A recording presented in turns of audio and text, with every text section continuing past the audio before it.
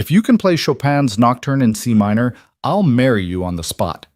Morgan Pierce didn't even glance up from her phone when she said it, her heels striking the marble lobby of Orion Records like a gavel.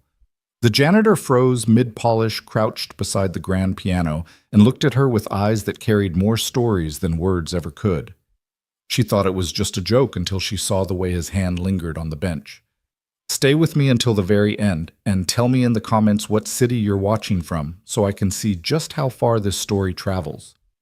The lobby of Orion Records was a cathedral of glass and steel, cold perfect, echoing every sound like it wanted to memorize it. Late at night, it felt like a place no one owned, not even the woman who ran it. Morgan Pierce strode in, phone in one hand, espresso in the other. She barely noticed the janitor kneeling beside the grand piano, his broad shoulders hunched as he polished its legs like he was tending to something sacred. The instrument gleamed under the pendant lights, a relic in a world that preferred streaming numbers to real music. Without looking up, she tossed out the words like they meant nothing. If you can play Chopin's Nocturne in C minor, I'll marry you on the spot. Her heels clicked toward the elevator, and for a moment there was only the soft swish of cloth against wood. Then she heard it, his voice low and steady. I heard you, he said. But that's not a piece you play because someone dares you. That made her stop. Slowly she turned. The janitor's eyes were an odd gray-green, steady but unreadable.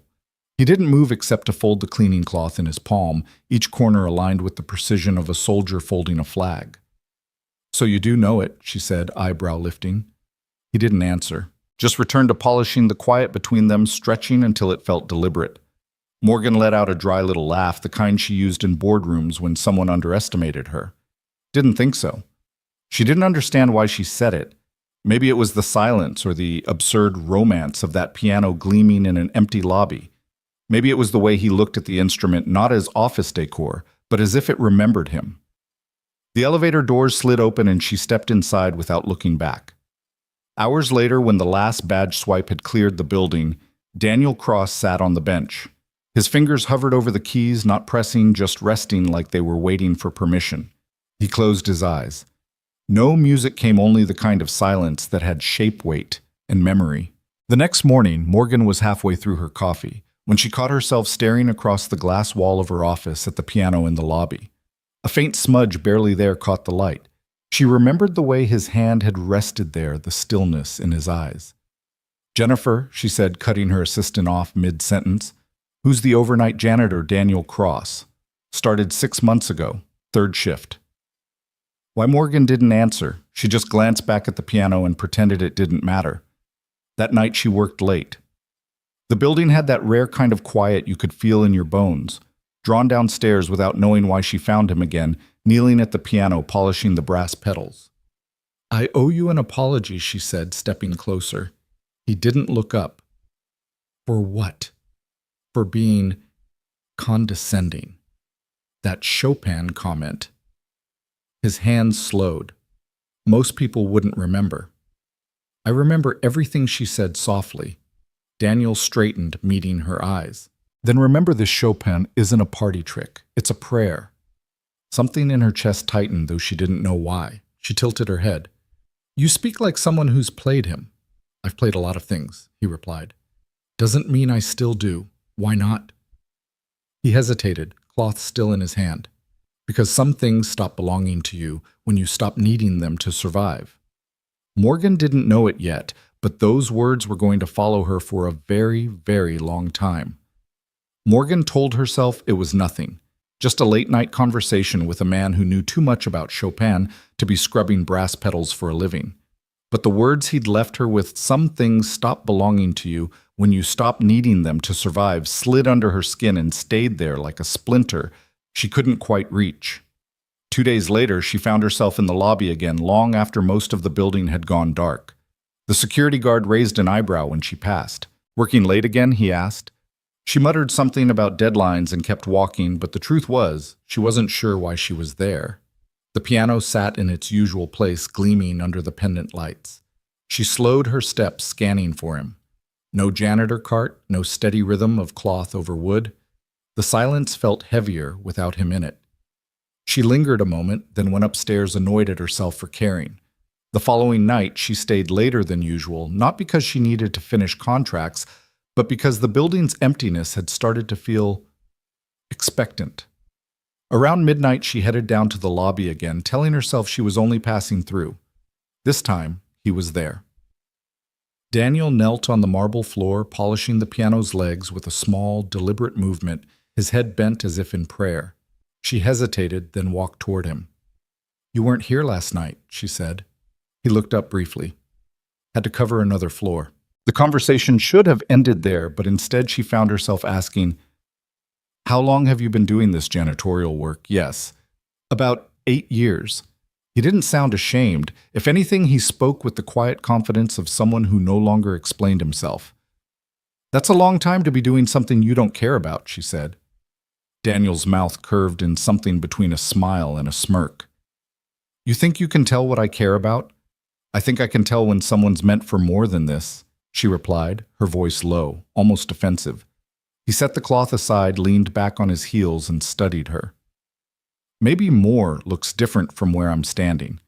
There was no challenge in his tone, no bitterness, just truth. It disarmed her in a way boardroom arguments never could.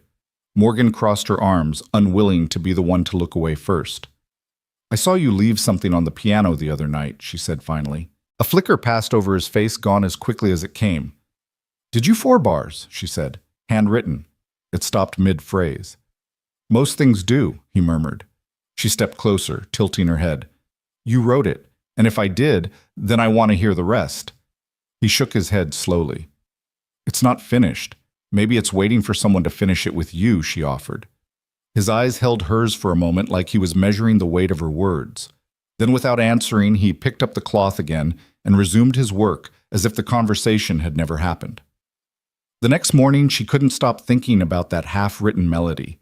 She had meetings stacked back to back, a marketing crisis on the West Coast, and yet her mind kept drifting to a folded page of notes abandoned on a music stand. By early evening, she found herself pulling up old concert archives on her laptop. Names and dates scrolled past until one photo made her stop. It was grainy, taken from the back of a small concert hall. A young man sat at a grand piano posture, straight hands poised over the keys. The caption read, "E. Cross Finalist, St. George Classical Showcase, 2005. Considered a rising star. Disappeared from the circuit in 2009. Her coffee went cold. That night she waited until the building was empty before finding him in the break room rinsing out a rag.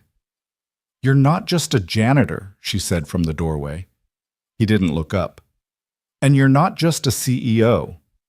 I spent 3 hours digging through concert archives," she continued. "You were supposed to be the next big thing, then you vanished." He dried his hands, slowly set the rag on the counter, and finally met her gaze. "You've done your homework. I don't like mysteries in my building," she said. "I'm not a mystery," he replied. "I'm just a man doing his job." "No," she said, stepping closer. "You're a man hiding, and I want to know why." For a long moment he said nothing. Then he leaned against the counter, arms crossed loosely, as if deciding whether she could handle the truth. "You ever lose everything that made sense to you in one moment?" Morgan didn't answer. "You train your whole life to master something." He continued. "You breathe it, sleep it, bleed for it. Then one day it stops being enough, not because you're not good, but because life hands you a new sheet of music and says, 'Play this instead.'" "What was the moment?" she asked. His voice softened. "My wife. Cancer. She passed in the spring of 2009. Our daughter was 2. Morgan felt her throat tighten. "I couldn't tour with a toddler, couldn't teach master classes and still be there when she woke up coughing in the night. I had to choose." "And you chose her," she said quietly. Every time he replied. The silence that followed was not empty, it was weighted with something sacred. "I don't know if I'd be strong enough to do that," Morgan admitted. "You'd be surprised what you're capable of when someone small needs you to survive," he said. She studied him for a long moment. "So you gave it all up?" "I gave up the stage," he said, "not the music." "Where is it now?" His eyes flickered to her, then away. "Mostly quiet. Sometimes it wakes up when she laughs, or when she sleeps. But I don't play anymore." "Why not?" "Because when I sit at the keys, now," he said, "I hear everything I've lost." Morgan stepped closer, her voice steady. You're wrong. You don't hear what you've lost.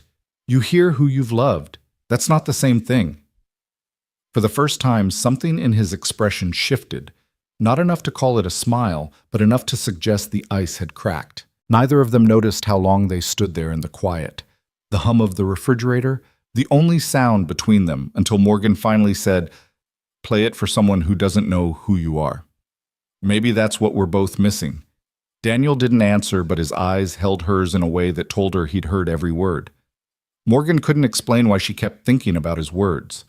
They had a way of following her, slipping between her thoughts during meetings, echoing when she was alone in the elevator, rising up at night when the city was quiet.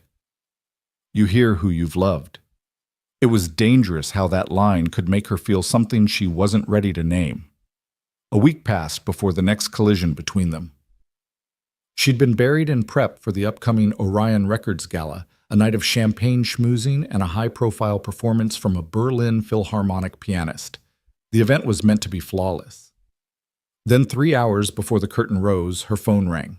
The pianist had been in a car accident, minor injuries but enough to send him to the hospital. Her event team scrambled for a replacement, calling every agent they knew. The best they could manage on such short notice was a local performer who couldn't arrive until midway through the evening. The board members were already panicking when someone joked, "Didn't you used to play Morgan? Just do the opening piece yourself." They expected her to laugh it off. Instead, she smiled tightly and said, "I'll handle it." Now standing backstage with the Steinway under a halo of light, she realized just how reckless that had been. She hadn't touched a piano in 18 years. 4 hours in a practice room earlier that afternoon had done nothing but remind her how stiff her fingers felt, how uneven her tempo was. But pride is a stubborn thing. It will let you burn rather than bow. She made it through the piece barely. The applause was polite but not warm. She could feel the confusion ripple through the room. Why is she up there? Is she all right? By the time she left the stage, her hands were trembling. She didn't want anyone's pity, so she slipped out a side exit, letting the cold night air cut through her gown like a blade. The staff parking lot was mostly empty. The only sounds the hum of idling vans and the faint thump of music from inside. Then she heard something else, soft, deliberate, fragile as moonlight on water. A piano.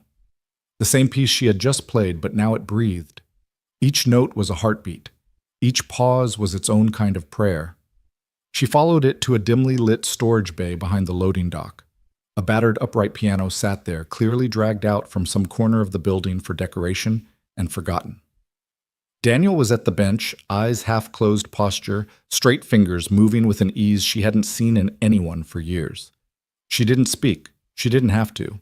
He knew she was there. She could tell by the way his shoulders changed the slight lift of his head before the final chord faded into the shadows. "I thought you left," he said quietly. "I did," she replied. "Then you played."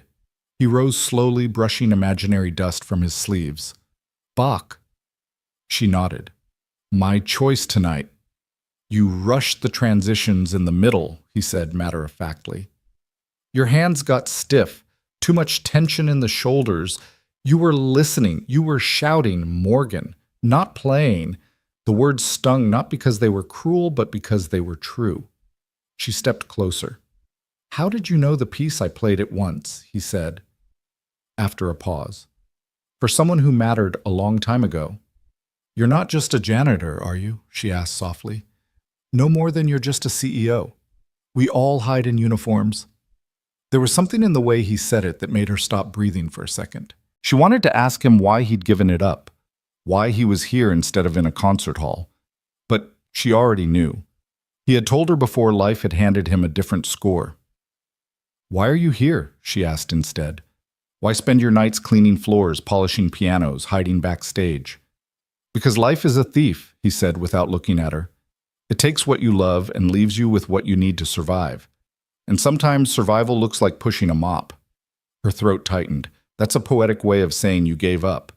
He turned to her, then his gaze steady. "I didn't give up. I gave everything." There's a difference. She saw it clearly now, the man who could play but had chosen not to. Not because he'd lost his gift, but because someone had mattered more. The thought lodged itself deep in her chest. You should have been on that stage tonight, she said. It wasn't my place, he replied. Then where is your place, she asked, taking a step closer. He hesitated, something flickering behind his eyes. Grief, maybe, or something older. My place is beside the person who needs me most. She didn't know what to say to that. For a moment, they just stood there, the dim light casting their shadows across the battered piano. She thought of all the prodigies her label had signed, all the gifted performers who chased fame like oxygen. And here was a man who had played something she couldn't forget, and then walked away like it was nothing, or maybe like it was everything. That night she couldn't sleep. Her penthouse felt too large, too silent. She found herself searching through old databases, concert programs, anything that might connect Daniel Cross to the music world she once knew. Aside from that single photo and a few brief mentions, it was as though he had vanished without a trace. The next evening, long after most of the office had gone home, she returned to the lobby. The piano sat untouched under the low lights. She lowered herself onto the bench, letting her hands hover above the keys. The first notes came out halting, fragile. She stumbled over rhythms, stopped twice, then started again. She was halfway through when another set of hands joined hers, not intruding, just filling in where she faltered. She didn't look up. She didn't need to. They played together, weaving a melody from half-remembered scales and uncertain harmonies. It was imperfect, raw, and somehow beautiful. When they finally stopped, she realized her chest felt lighter. Your left hand still tenses when you're uncertain, he said quietly. So does my heart, she replied. The two are usually connected. She turned to face him. What was that piece we just played? I don't know, he said. We made it up. Morgan smiled an unpracticed, unguarded smile she hadn't felt in years. Maybe we should finish it someday. Daniel's eyes softened. Maybe we already started. Morgan didn't plan to see him outside the building. She told herself their strange, wordless duet at the piano was just a moment, one that would fade like everything else in her overscheduled life. But 3 nights later, she was sitting across from Daniel Cross in a corner booth of a small diner 2 blocks from Orion Records, her blazer draped over the back of her chair, a plate of untouched fries between them. It had started as an accident. She'd stayed late again, reviewing contracts until the cleaning crew rolled in. Lily, his daughter, had been waiting near the lobby, coloring quietly while Daniel finished his shift. Morgan had never seen her before, brown curls escaping a loose braid knees swinging from the bench as she hummed to herself. When Daniel came back to get her, Lily had looked up and said, "Are you coming to dinner with us?" so matter-of-factly that Morgan almost laughed. "I don't," she began, but Lily had already slipped her small hand into hers and pulled her toward the door. And somehow Daniel hadn't stopped her. Now the 3 of them sat in a booth with mismatched cushions, Lily working her way through a grilled cheese while Daniel sipped black coffee. He wasn't a man who filled silences unnecessarily, but this one felt different. "She's got your eyes," Morgan said quietly. Daniel glanced at Lily, a faint smile tugging at the corner of his mouth. "She's got her mother's stubbornness." Lily looked up at them, sensing she was part of the conversation, but not quite catching the meaning. "I'm not stubborn. I'm determined." Daniel chuckled, and Morgan felt the sound settle into her chest in a way she hadn't expected. After dinner, Lily insisted she wanted to show Morgan something important. Daniel didn't argue, just led them through narrow streets until they stopped in front of a modest apartment building. Inside the hallway smelled faintly of cinnamon and old books. The apartment itself was small but warm, the kind of place where nothing was expensive, but everything had a purpose. The upright piano sat beneath the living room window, sunlight pooling over its worn keys. Framed sheet music lined the wall above it, and a second-hand bookshelf sagged under the weight of classical scores and children's books. Lily ran ahead, pulling a thick folder from the shelf and carrying it to the couch. "These are Daddy's songs," she announced proudly. "Well, most of them. He says the rest are sleeping." Morgan raised an eyebrow. "Sleeping?" Daniel rubbed the back of his neck. "Unfinished ideas, melodies I never chased down." She took the folder, gently flipping to the first page. Notes spiraled across the staff like a thought half-formed, ending abruptly mid-phrase. "You wrote this a lifetime ago," he said. "It's beautiful," she murmured, tracing the final measure with her fingertip. "But it stops too soon." "So did a lot of things," he replied, his voice softer now. The silence that followed wasn't uncomfortable. If anything, it felt charged, like the air between them had grown heavier without either of them moving. Lily climbed onto the bench and pressed one of the low keys, letting the note hum through the room. "That's my favorite one," she said. "When I was little, Daddy played at night when he thought I was asleep. I always listened." Morgan glanced at Daniel. His jaw was tight, but he didn't look away. "You play too?" she asked Lily. The girl grinned. "I try. My fingers are short." "They'll grow," Daniel said, adjusting her hand gently on the keys. "And they already know more than most people's hearts." Morgan sat beside them watching as Lily stumbled through a simple arpeggio. Daniel didn't correct every mistake, only enough to guide her forward. His patience was something she wasn't used to seeing in a world that demanded perfection. When Lily was tucked into bed an hour later, Morgan found herself back at the piano. The unfinished score lay open in front of her, the pencil marks faint but still visible. Daniel sat beside her, the lamplight catching the faint lines of fatigue around his eyes. "Why this one?" she asked quietly. "Why not finish it?" He was silent for a long time. "Because I wrote it for someone I never got to say goodbye to. Finishing it felt final, like she'd really be gone." Morgan didn't ask who he meant. She didn't need to. Instead, she placed her hand on the keys, tentative but steady. Some songs aren't meant to be endings. They're meant to be open doors. He looked at her, something unreadable in his gaze. "You think I should finish it?"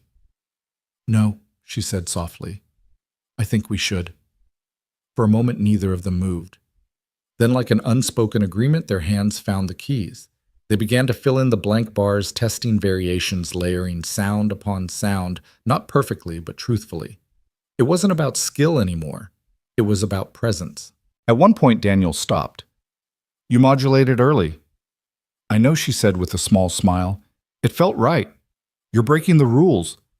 "Rules didn't raise a child alone," she replied. "Rules didn't hold you together when your world fell apart." He looked at her for a long moment, and then his lips curved into the smallest smile. "No, but music did." The clock struck midnight before either of them noticed. Daniel leaned back, stretching. "Lily's got an early appointment tomorrow." Morgan rose, lingering at the doorway. "Thank you for letting me see this part of your life." He walked her to the door but didn't open it right away. She turned, meeting his gaze. "I've been thinking about what you said about survival and sacrifice. I realized something." "What's that?" "You didn't just give something up," she said. "You gave yourself away piece by piece to build something bigger than you." He didn't speak for a moment. Then quietly, "Maybe it's time." She stepped into the hallway, the air cooler than it had been inside. "Good night, Mr. Cross." He smiled faintly. "Good night, Miss Pierce." The door closed between them, but the echo of the melody they'd begun still hummed in her head, soft and insistent, like it wasn't finished with either of them yet. Morgan had told herself she would let a few days pass before seeing him again, but life had other plans. It came in the form of a shaky phone video sent to her by a junior marketing assistant with the subject line, "You need to see this." She opened it, expecting some internal PR mishap, maybe a leaked artist contract. Instead, she saw herself sitting at the Orion lobby piano under low pendant lights, her hands drifting across the keys, Daniel beside her weaving in a quiet harmony. No words, no audience, just music. The caption read, "When the janitor plays a duet with the CEO and the piano remembers." The clip was only 38 seconds long, shot through the glass wall of the security booth. But the intimacy was undeniable. She could almost feel the stillness in the room, the way their eyes had met for just a moment before they returned to the keys. Her phone buzzed again. Jennifer, her assistant. It's circulating through internal Slack threads, social media. "Even Reddit has a thread about it," she said, her voice low and cautious. Morgan forced her tone to stay even. "How many views?" "Over 200,000 from private shares alone. The algorithm picked it up this morning." And the comments, Jennifer hesitated. Some supportive, most speculative. Office gossip, power dynamics. "You know how these things go." Morgan set the phone down, the weight of it pressing into her palm. "Does the board know they've called 6 times?" Richard left a message asking for a frank conversation tonight. By the time she found Daniel, the video had already reached him. He He was in the staff stairwell, wiping down handrails with practiced precision. He didn't look up when she walked in. "I was wondering when you'd come," he said. She held up her phone. "It's everywhere." "I know, you knew someone recorded us. I found out this morning. Someone in payroll winked at me and said, 'Nice duet, maestro.' I thought he was joking." "This isn't funny, Daniel," she said sharply. "No, it's not." She stepped closer, lowering her voice. "They're turning this into something it's not. Turning you into something you're not. They're saying you're using me. Or that I'm manipulating you. That you're some PR project I took on to fix my public image." He finally met her eyes. "And what do you think it is?" "I think," she faltered, her throat tightening. "I think it's real. Whatever this is, it's the most honest thing I've touched in years." His gaze held hers, searching for something. "Then why do you look like you're already running from it?" "Because I know how this ends," she admitted. "Tell me. They'll drag my name through the mud, question my judgment, my leadership, everything I've built." "You think I don't know how that feels?" He said, his voice sharpening. "I gave up the only thing I was ever praised for. I vanished so my daughter could breathe. You think I don't know what it means to watch your life dissolve?" She looked away. "I didn't ask for this." "No," he said quietly, "but you played for it. You showed up for it, and now you want to hide. I'm trying to protect you." "No," he replied. "You're trying to protect your image, and you're using me as the reason to retreat." The words landed like a slap. He didn't flinch. "When was the last time you stayed in something messy?" "Morgan," he asked. "Something you couldn't script, couldn't schedule, couldn't control." She opened her mouth, then closed it again. "That's what I thought he said." She wrapped her arms around herself like armor. "You have no idea the pressure I'm under." "You're right," he said. "I just know what it feels like to be left standing when someone walks away." Her voice was quieter now. "Is that what you think I'll do?" "I don't think it," he said. "I see it." The next morning, the trade headlines hit Power Ballad, or Power Imbalance. Orion Records CEO Morgan Pierce caught an intimate moment with Janitor. Inside headquarters, whispers followed her down every hallway. She didn't need to hear the words to know their shape. By 4 o'clock, she was in the boardroom 20 minutes early for the meeting she knew would decide everything. The faces around the table were familiar, but their expressions had hardened into polite masks. Richard Quinn, her uncle and the board's chairman, entered last. "We need to address the optics," he said without preamble. "We'll issue a statement clarifying your relationship with Mr. Cross as non-romantic and outline our zero-tolerance policy moving forward." She met his gaze. "It is romantic." The silence that followed was thick enough to choke on. "I'm not going to lie to make you comfortable," she continued. "I sat at that piano because I felt something real. I'm not ashamed of it." "This could cost the company millions," Richard warned. "Then maybe we should ask why we've built something so fragile that a single moment of humanity can shake it." "You're making a mistake," he said. "No," she said quietly. "For once, I'm choosing something else." That night, she walked out of the building alone. No entourage, no press statement, just her in the city air. Her phone buzzed a message from Daniel. "We lost something today, didn't we? Or maybe we finally stopped pretending we never had it." Her reply came before she could second-guess it. "I don't want to lose you." His response was instant. "Then don't." But when she knocked on his apartment door the next evening, there was no answer. A neighbor poked her head out, curious. "He left a few hours ago. Said something about the hospital." Morgan didn't wait for details. For the first time in years, the woman who had built an empire ran. The hospital's fluorescent lights felt harsher than usual, buzzing faintly overhead as Morgan pushed through the double doors of the pediatric wing. The air smelled faintly of antiseptic, and something else, fear maybe, or the way time itself seemed to hold its breath in places like this. Room 312's door was cracked. She paused, hearing nothing but the steady beep of a heart monitor, then eased it open. Daniel was seated beside the bed, his hand wrapped protectively around a much smaller one. Lily lay pale and still against the white sheets, her chest rising with shallow effort. Thin tubes framed her face, and a stuffed bear rested under her arm. Daniel's other hand covered his eyes. his shoulders tight with the kind of tension that didn't come from hours. It came from years. "Daniel," she said softly.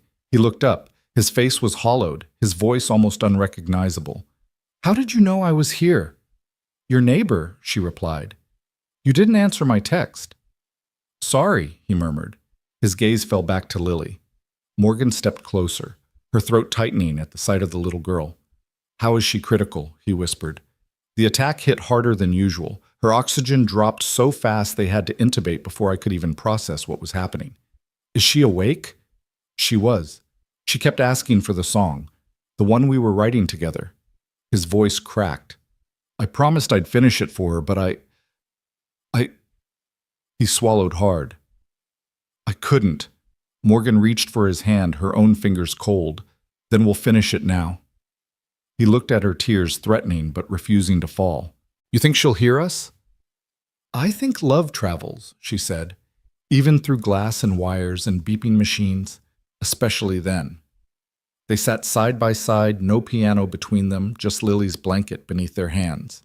They tapped the rhythm softly into the fabric, humming the melody they'd been building together, Daniel's low harmony weaving around her softer thread. The hospital seemed to fade until there was nothing left but the two of them and the little girl lying between them. Halfway through, Daniel's voice, rusty from years of silence, began to sing. The sound was rough, but it carried a truth that made Morgan's eyes sting. She joined him without thinking, their voices finding each other in the small, sterile room. When they finished, there was no applause, no audience, just the faintest twitch of Lily's fingers against Daniel's palm. She heard as Morgan whispered, her lips trembling into a smile. A few hours later, a doctor came in, expression measured but kind. "Her vitals are stabilizing. The medication is helping, but this isn't sustainable long term. She'll need more advanced treatment." "Likely out of state." Daniel straightened. "How long do we have?" "A few weeks, maybe less, if another episode hits before her system recovers. You should prepare." When the door closed, the silence that followed felt heavier than any words could fill. Daniel leaned against the wall, his voice low and raw. "I can't afford Boston. I can't even afford a second ER visit." Morgan stepped forward. "Then let me help." "I can't ask you for that." "You didn't ask," she said. "I'm offering." His eyes searched hers, pain flickering in every line of his face. "Do you know what it feels like to have your dignity measured in invoices?" She reached up her hand, brushing his cheek. "Do you know what it feels like to have money and still feel useless?" That stopped him. "I've sat in boardrooms making million-dollar decisions while my soul begged for something real." She continued softly. "Don't rob me of the chance to finally give something that matters." He didn't answer with words. Instead, he pulled her into an embrace, fierce, silent, uncalculated. Not romantic in that moment, just human. Two people holding each other at the edges of fear. The next day, Morgan cleared her schedule without hesitation. She called every contact she had in pediatric cardiology, leaned on old favors, and donated anonymously to the hospital foundation to fast-track Lily's transfer. But she didn't just sign checks. She sat with Lily, told her stories about women who wore crowns and fought dragons, read her music notes like fairy tales, and brought coloring books and noise-canceling headphones so the constant beeping wouldn't wear her down. Slowly, the room began to smell less like fear and more like crayons paper, and the faint trace of cinnamon from the tea Daniel always brewed in the corner. 3 days later, the call came. Lily was approved for transport to Boston Cardiac Center. The specialist team would take her within the week. That evening, Morgan returned to Orion Records for the last time. The board had already made their decision. They called it a mutually agreed transition. She called it the price of honesty. Her office, once a fortress of ambition, felt strangely hollow as she packed a single box, some framed photos, a worn leather notebook, and tucked under her arm Daniel's old composition folder. Jennifer appeared in the doorway holding a manila envelope. "These came in the mail today." Morgan frowned. "What is it, fan letters?" "From people who saw the video." She hesitated before opening the envelope. The letters were handwritten, some typed, some scribbled on scraps of paper. They didn't mock. They didn't speculate. They spoke about how the music had made them feel again, about memories of parents long gone, about holding on to something fragile and worth loving. Morgan smiled faintly. "Then maybe I finally did something worth the noise." She left the building without fanfare, without a speech. Just a woman with a box in one hand and someone else's unfinished song in the other. The next time she saw Daniel, they were standing outside the ambulance that would take Lily to Boston. Lily looked small in her coat, but her smile was steady, her eyes bright. "Miss Morgan," she said, tugging on her sleeve, "will you come visit me after I get my new heart?" Morgan knelt, looking her in the eye. "I'll be there the day it starts to beat." Lily leaned closer, whispering, "Bring the music." Daniel stood a few feet away watching the exchange. His eyes were misted, but his posture was proud. "Thank you," he said quietly when Morgan joined him. "You're welcome," she replied. "But I didn't save her. You did. Every day. You showed up when it was hard. That's what love looks like." He looked at her for a long moment. "You saved me." They stood there together until the ambulance doors closed, the sirens staying mercifully silent as the vehicle pulled away. Neither of them moved for a while, the hum of the street fading into something else entirely, an unspoken melody that neither wanted to see end. The ambulance was gone, swallowed by the city's gray streets, but Morgan stayed rooted to the spot long after it disappeared. Daniel hadn't moved either, his hands shoved deep into his coat pockets, his gaze fixed on nothing in particular. The air between them was heavy, but not empty like the pause between two movements of a song. She wanted to say something to promise him everything would be all right, but she had spent enough of her life dressing fear in false certainty. Instead, she simply asked, "Where will you be staying in Boston?" "A small place near the hospital," he said. "Short-term rental." "Just a bed, a kitchenette." "It's all I need.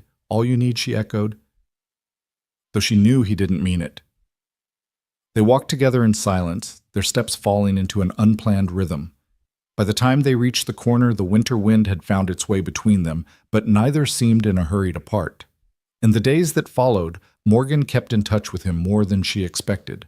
She sent him updates from her contacts at the hospital, arranged for the first month's rent on his Boston apartment without telling him, and even had groceries delivered to the address he gave her just in case you forget to eat. He protested, of course, but she brushed it off every time. One evening, as the week drew to a close, she stopped by his apartment to drop off Lily's forgotten sketchbook. The hallway smelled faintly of cinnamon again, and she could hear the low hum of a kettle from inside. When he opened the door, there was something softer in his expression than she'd seen before. Not relief exactly, but a quiet gratitude that made her chest tighten. "You didn't have to come all the way here for that," he said, taking the sketchbook from her hand. "I wanted to," she replied. Lily appeared from the living room wearing a sweatshirt that looked 2 sizes too big a smile lighting her face despite the fatigue lingering in her eyes. "You came back," she exclaimed, wrapping her arms around Morgan's waist. Morgan laughed and hugged her back. "Of course I did. You have to show me the song title you picked."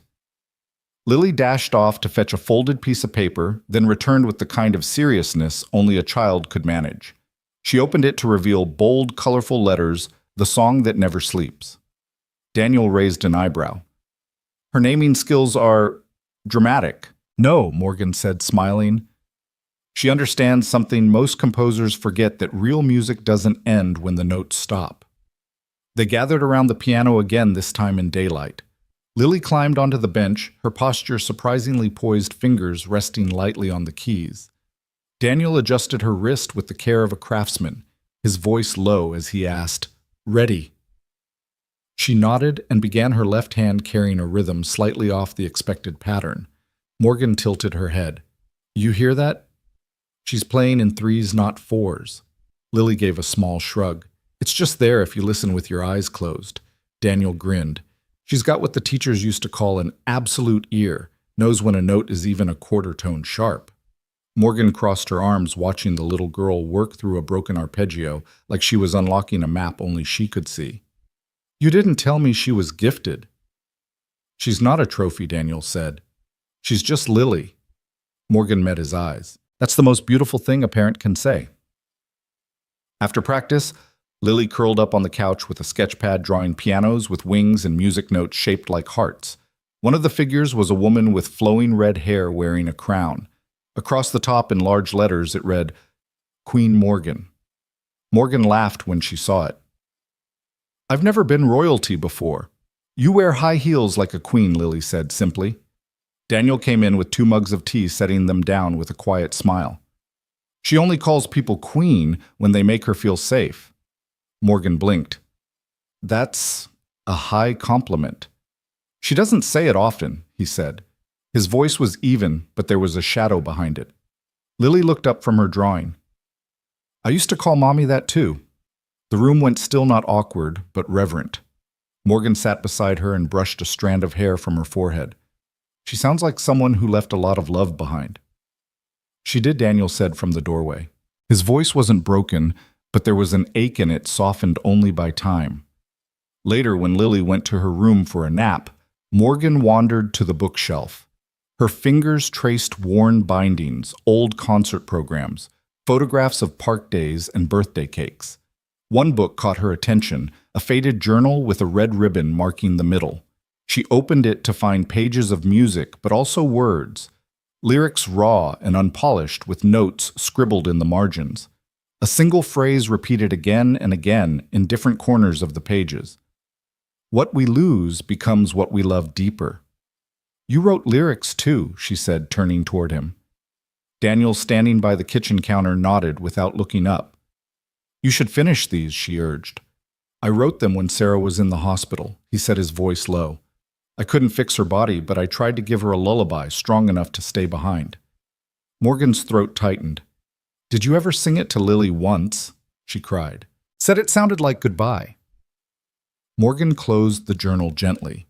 Maybe now it could sound like home instead. He didn't answer right away. The kettle whistled softly, steam curling into the air between them. Finally, he said, She's getting worse. More attacks lately. Shorter breath. Her color fades faster. The doctors are talking about options, but I can't afford them. Morgan didn't reach for her checkbook. She didn't launch into solutions. She stepped closer and said, Then let me sit with you in the middle of that fear. You shouldn't have to carry this alone. He looked at her like he didn't quite know what to do with the words. I'm not used to people standing still when things get hard. Then I'll be the first, she whispered. When she finally left that night, Lily stirred from her nap just enough to whisper, Will you play that half-finished song again tomorrow? The one Daddy started. Morgan smiled. Of course. As she closed the apartment door behind her, the echo of those words stayed with her.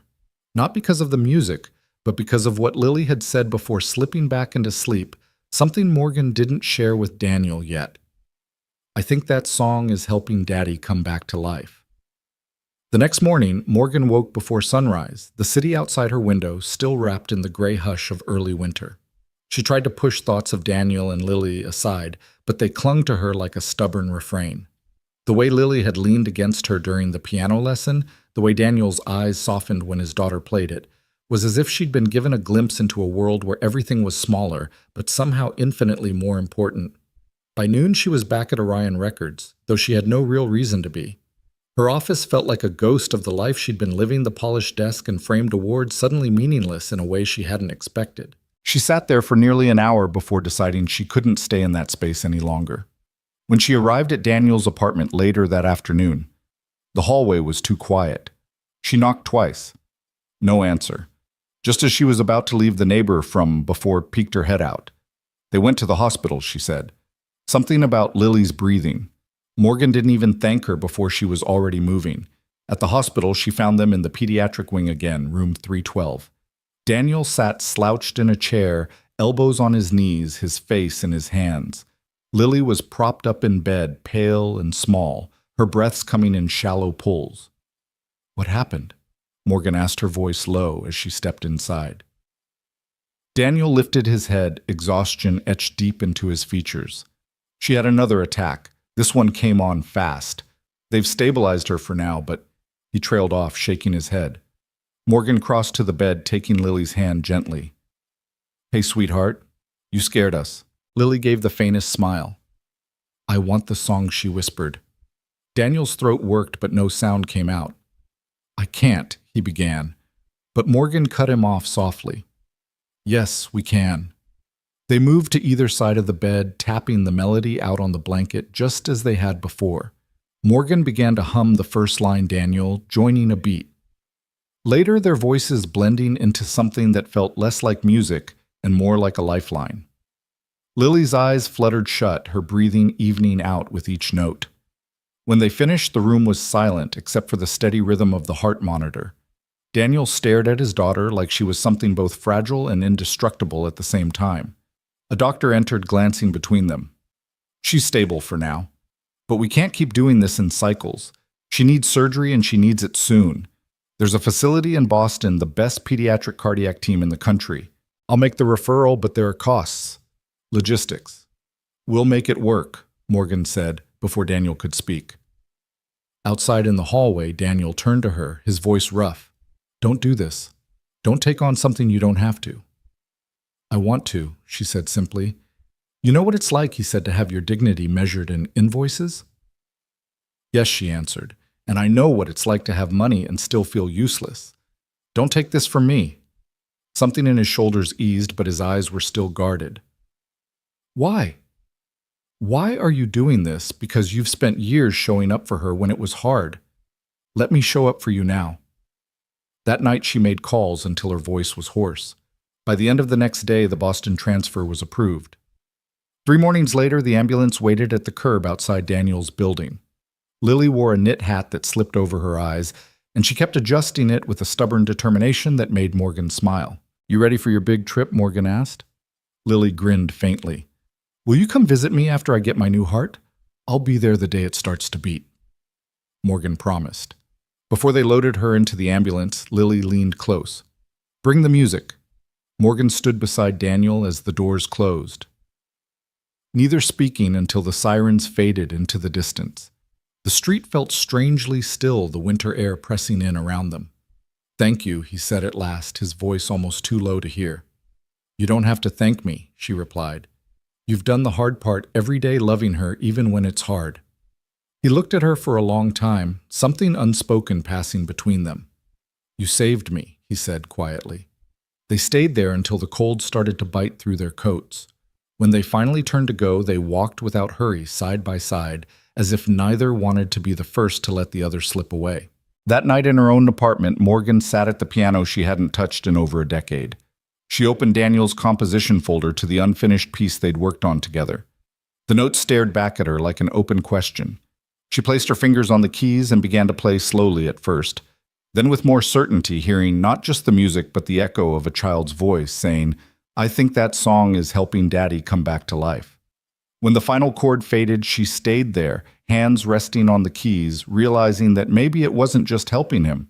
Maybe it was bringing her back too. Boston in January had a way of swallowing sound. Snow softened the streets. The traffic moved slower, and the hospital sat like a beacon in the gray, its tall glass windows catching what little light the day had to offer. Morgan had flown in early that morning, landing before sunrise, so she could be there when Lily arrived. The ambulance pulled up just after 9. Morgan stood by the curb, her breath forming small clouds in the frigid air. The back door swung open, and Daniel stepped down first, bundled in his old coat, his eyes scanning until they landed on her. "You didn't have to come this soon," he said, though his voice carried the faintest note of relief. "I told her I'd be here the day she got her new heart," Morgan replied. "I keep my promises." Lily was next, her knit hat pulled low over her forehead, the same one she'd worn when she left New York. Her smile broke through the cold as soon as she saw Morgan. "You made it." "Of course I did," Morgan said, leaning down so they were eye level. "You didn't think I'd miss this, did you?" Inside the hospital, air was warm and too clean, the faint smell of disinfectant clinging to everything. They followed a nurse through winding hallways to a private pediatric room. Morgan set Lily's sketchbook on the bedside table before she even took off her coat. "I brought the music," she said. Lily's eyes lit up. "Good. We have to finish it before the surgery." Morgan glanced at Daniel, but he was already pulling the composition folder from his bag. He laid it open on the small hospital desk, smoothing the creased pages with hands that trembled only slightly. For the next hour, the three of them worked through the melody in hushed voices, Lily tapping rhythms on the blanket while Daniel and Morgan debated soft phrases versus sharp ones. Every so often, Daniel would stop mid-thought to glance at the monitor above Lily's bed, and Morgan would catch the flicker of worry he tried to hide. When a nurse came in to check Lily's vitals, Daniel stepped into the hallway. Morgan followed, leaning against the wall beside him. "She's stronger than she looks," Morgan said quietly. I know, he replied. But she's tired, Morgan. More tired than she lets on. Morgan's instinct was to reach for his hand, but she didn't. Not yet. Then we make sure she knows she doesn't have to carry this alone. He gave her a long look, something unspoken in his eyes. You've already done more than I could have asked for. That's the point, she said simply. The next few days passed in a blur of tests, consultations, and waiting. Morgan stayed in a small hotel 2 blocks from the hospital, though she spent more time in Lily's room than she did in her own bed. She brought coloring supplies, puzzles, and once even convinced the head nurse to let her roll a portable keyboard into the room so they could keep working on the song. One night after Lily had finally fallen asleep, Daniel and Morgan found themselves alone at the small table in the corner. The only light came from the hallway spilling through the cracked door. You know, he said after a long silence, when I stopped playing, I thought I was protecting her, protecting myself. But now I'm starting to think I was just hiding. Morgan's voice was steady but soft. Maybe you were, but maybe it was the only way you knew how to survive back then. He shook his head slightly. And you, what are you hiding from? She looked down at her hands. I thought if I just kept moving, building, fixing, winning, I could outrun the parts of me that were afraid to be seen. But then you and Lily, you didn't let me hide. They sat in that quiet for a while, neither needing to fill it. The following morning, Morgan walked into the hospital cafeteria to find Daniel hunched over a paper cup of coffee staring at his phone. She slid into the seat across from him. What is it? She asked. You're bored, he said without looking up. They're making statements, spinning the story. Morgan didn't even flinch. Let them.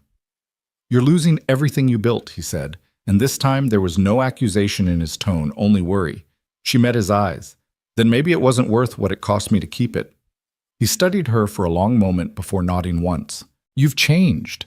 Maybe I just remembered who I was before I started counting wins instead of moments. That evening, Morgan arrived at Lily's room to find the girl sketching intently, her tongue poking out in concentration. She held up the paper proudly when Morgan walked in. It's us, Lily explained. On stage. Daddy's playing and you're singing, and I'm the conductor. Morgan laughed, but there was a lump in her throat. I like the sound of that. Lily's surgery was set for the following morning. The night before, Morgan stayed later than usual. Daniel sat in the chair beside the bed, half asleep, his hand wrapped around his daughter's. Morgan stood at the foot of the bed, watching them both, the low hum of the machines filling the silence. When Daniel opened his eyes, she spoke quietly, so as not to wake Lily.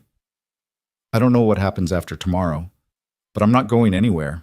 He gave her a look that was part exhaustion, part gratitude, part something neither of them could name. I believe you, he said. For the first time, she realized she wanted him to. The room was dim, the only light the faint blue glow from the monitor. Morgan sat down in the second chair close enough for her knee to brush his. They didn't talk after that. They didn't need to. The weight of the moment was its own language, one they both understood. The hospital woke before the sun did. In the pre-dawn stillness, the corridors hummed with a quiet urgency, nurses moving briskly, the scent of sterilized air sharper than usual, the muted squeak of rubber soles on polished tile. Morgan arrived at Lily's room just as the first light brushed across the glass. Daniel was already there, still in yesterday's clothes, his hair slightly mussed. He looked like he hadn't slept, but there was a steadiness in his posture that hadn't been there the night before. Lily was sitting up in bed, small hands fidgeting with the cuff of her sleeve. When she saw Morgan, her smile was faint but immediate. You came before breakfast, she said. I wasn't about to let you start the biggest day of your life without me, Morgan replied, moving closer to the bed. Daniel glanced at her with quiet gratitude, though he didn't say anything. A nurse entered with a clipboard explaining the pre-op steps in a soft, measured voice. Morgan listened, but her focus kept drifting back to Lily's face, those curious eyes that held both excitement and a fear too grown up for her years. When the nurse stepped out, Morgan crouched down so she was eye level with her. You ready? Lily tilted her head. Do you think they'll let me hear music while I'm asleep? Morgan smiled. If they don't, we'll make sure the first thing you hear when you wake up is your song. That seemed to settle her, at least for the moment. A few minutes later, orderlies came to wheel Lily toward the surgical wing. Daniel walked on one side of the bed, Morgan on the other. Neither spoke during the ride down the hall, the air between them thick with the weight of what was about to happen. At the double doors, they had to stop. Daniel leaned down, kissing his daughter's forehead. "I'll be here when you wake up, Peanut." Morgan took Lily's hand one last time. "And I'll be here too." The doors swung closed, leaving them in the quiet hallway. For a long moment, neither moved. Then Daniel exhaled sharply, his shoulders sagging. "And now we wait," he said, almost to himself. They found seats in the surgical waiting area, a large windowless room that smelled faintly of stale coffee. The hours stretched, each one heavier than the last. Daniel paced at intervals, his boots whispering against the tile. Morgan alternated between watching the clock and watching him. At one point he stopped in front of her, his voice low. "Do you pray?" "Not in the way I used to," she admitted. "But I believe in showing up for people. That's my prayer now." He gave a small nod as if that was enough for him. 5 hours later, a surgeon in blue scrubs appeared at the doorway. Both of them stood immediately, the air in Morgan's lungs catching. "She's stable," the surgeon said. "The procedure went well. She'll be in recovery for a while, but so far, everything looks promising."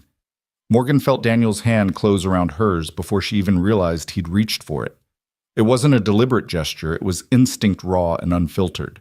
She didn't pull away. When they were finally allowed into the recovery room, Lily was pale but breathing evenly, her small chest rising and falling with a rhythm that felt like the answer to a question they'd been afraid to ask. Daniel sat at her side, his hand covering hers, while Morgan stood just behind him. "She's gonna be okay," Daniel murmured, as if saying it out loud might make it more true. Morgan reached forward, brushing a stray hair from Lily's forehead. "Told you we'd be here." Over the next few days, recovery became its own slow song. Lily regained color in her cheeks, her voice stronger each morning. Daniel stayed close, rarely leaving the room, and Morgan kept a steady presence, bringing fresh clothes, coaxing both of them to eat, filling the space with quiet conversation when the hours got long. One afternoon, while Lily napped, Daniel turned to her. "When this is over, when she's fully healed, I want to finish that song, not just for her, but for us, for everything that's happened." Morgan met his eyes, a warmth settling in her chest. "Then we'll finish it." They fell into a comfortable quiet, the kind that didn't need to be filled. The beeping of the monitor, the soft hum of hospital machinery, the slow and steady sound of Lily breathing, it all felt like part of the same rhythm. And though neither of them said it aloud, they both knew that the music they would write next wasn't just about the notes. It was about the way they'd found each other in the spaces between them. The snow had started again by the time Lily was discharged. Flurries swirled in the Boston wind, catching on her knit hat as she stepped out of the hospital for the first time in weeks. Daniel hovered close, one hand steadying her elbow, the other holding a small duffel. Morgan walked on the other side, matching her pace, watching her take in the cold air like it was a gift she'd been waiting for. They weren't going back to New York yet. The doctors wanted her nearby for follow-up appointments, so Morgan had arranged a short-term apartment in a building just a few blocks from the hospital. It wasn't large, but it had wide windows and enough light to make the place feel warmer than the weather outside. That first evening there, Lily insisted they set the keyboard up near the biggest window. "The snow makes the music sound better," she explained, already pulling out the composition sheets. Daniel smiled, a rare one that reached his eyes. "Let's see if you're right." For the next hour, the three of them sat in that sunlit corner, Lily playing slow, careful notes, Daniel guiding her fingers. Morgan leaning against the wall with her coffee humming the melody when Lily faltered. The unfinished song had grown in quiet ways over the weeks, almost without them noticing. It wasn't Chopin's nocturne anymore. It was something entirely theirs. After Lily went to bed, Morgan lingered in the kitchen, rinsing mugs while Daniel straightened the music sheets. He looked up at her after a moment. "I don't know how to thank you for all this." "You don't have to," she replied, drying her hands. "I didn't do it to be thanked." He hesitated, then said, "Still, you changed everything, for both of us." Morgan's gaze softened. "You changed me too, Daniel. I didn't think I needed anyone. Turns out I was wrong." They stood there for a moment, the only sound the low hum of the radiator. The next morning, Lily's follow-up went well. The cardiologist was pleased with her progress, and for the first time in months, Daniel walked out of a doctor's office with his shoulders relaxed. Morgan caught the look on his face and smiled. Feels different when they give you good news, doesn't it? He chuckled quietly. Like I can finally take a full breath. They celebrated that night with takeout from the small Italian place down the street. Lily ate half her pasta before leaning back and declaring, "When we go home, I want to have a concert. For everyone who helped us." Daniel raised an eyebrow. "Everyone." "Everyone," Lily repeated, eyes shining. "We'll play the song. The whole song." Morgan laughed. "I think that's the best idea I've heard in a long time." Over the next week, the apartment filled with more music than conversation. Lily grew stronger each day, her fingers more confident on the keys. Daniel played alongside her sometimes, but Morgan noticed that more often he'd just listen. Really listen, like he was trying to memorize the sound of his daughter's joy. One night, after Lily had gone to bed, Daniel stayed at the piano, running his hands over the keys without pressing them. Morgan joined him, sitting on the bench beside him. "Remember when you told me some things stop belonging to you when you stop needing them to survive?" she asked. He nodded slowly. "Maybe she said some things come back when you realize you were never supposed to let them go." Daniel's eyes met hers, and for a heartbeat the air between them felt charged with something unspoken. But neither moved. Neither broke the moment. Instead, he smiled faintly and began to play a soft, tentative run of notes that would grow into the next part of their song. Morgan stayed there listening until the snow outside blurred the edges of the city lights, and the only thing left in the room was the music. By the time spring found its way to Boston, the snow had melted into narrow streams along the sidewalks, and the air carried that first hint of warmth that made people linger outside a little longer. Lily's cheeks had color now, her steps steady, her laughter quick to rise. The follow-up appointments had shifted from tense silences to nods of approval, and with each visit, Daniel seemed to stand taller. It was Lily's idea to hold the concert in the small community hall near the apartment. She'd been talking about it since the night she declared her plan over a plate of pasta, and Daniel, reluctant at first, had finally agreed when she looked at him with those wide, determined eyes. Morgan handled the details, reserving the space, setting up chairs, arranging for a small sound system. She even called the pediatric nurses to make sure they knew they were invited. On the night of the concert, the hall was filled with more people than Daniel had expected. Neighbors from both Boston and New York, staff from the hospital, even a few familiar faces from the building where they used to live. The room smelled faintly of coffee and baked goods from a table near the back, where Lily had insisted on setting up snacks for after. Backstage, though, it was really just a corner of the hall, separated by a curtain. Lily sat on a folding chair, her small hands clasped in her lap. She looked up at Daniel. "Do you think they'll like it?" "They'll love it," he said without hesitation, crouching down so they were eye level. "Because it's yours." Morgan appeared with a warm smile. "And ours," she added, holding up the final sheet of music they'd been working on for weeks. When it was time, Lily walked to the piano at the center of the room.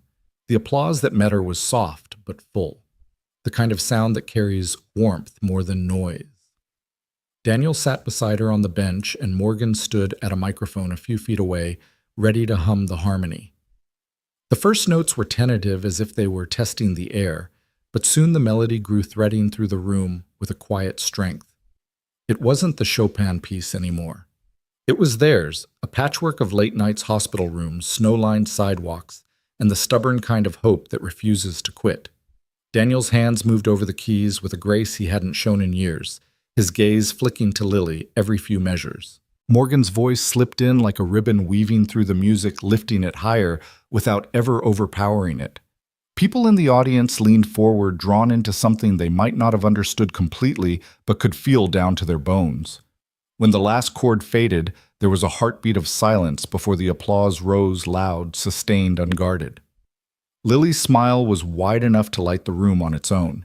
She hopped down from the bench and wrapped her arms around both Daniel and Morgan at once. "We did it," she whispered. Afterward, people milled around, offering hugs and congratulations. A nurse from Lily's surgical team told Daniel she'd never seen a patient bounce back so fast. A neighbor pressed a small bouquet of daffodils into Lily's hands. As the crowd thinned, Daniel found Morgan by the piano, stacking sheet music back into its folder. "You know," he said quietly, "if you hadn't walked into our lives that day in the hallway, None of this would have happened. Morgan looked up at him, her expression unreadable for a moment. Then she said, "And if you hadn't let me in, I'd still be chasing things that never would have filled me." They stood there, the hum of conversation fading as the last of the guests filtered out. Lily was at the snack table happily unwrapping a cookie, and for the first time in a long time, Daniel felt the shape of his life settle into something that felt right. When they stepped outside, the evening air was cool, the sky streaked with the last blush of sunset. Lily walked ahead of them, skipping every few steps, the daffodils bobbing in her hand. Daniel glanced at Morgan, catching her watching his daughter with an expression that was part pride, part tenderness, part something deeper she hadn't yet said out loud. "She's going to be okay," he said more to himself than to her. Morgan's gaze shifted to him. "So are you." They walked in silence for a while, their steps falling into an easy rhythm. And though there were no grand declarations, no promises spoken under the fading light, both of them knew that what they'd built note by note, moment by moment, wasn't something that would end when the music stopped.